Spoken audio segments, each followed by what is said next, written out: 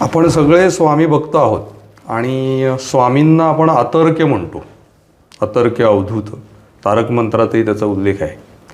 तर अतर्क्य का असा प्रश्न बऱ्याच वेळेला सगळ्यांना पडतो.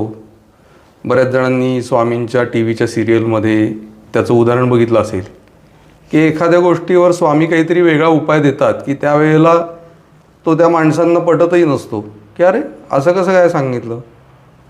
पण परंतु ते जेव्हा ते सांगायचे त्यावेळेला ते जसं सांगतील तसंच घडायचं.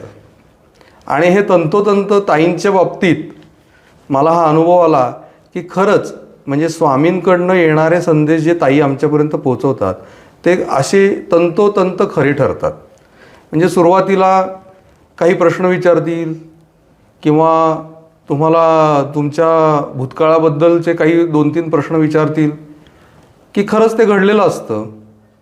मग अचानक काहीतरी सांगतील की नाही तुम्ही हा असा असा उपाय करा किंवा हे असं असं होणार आहे.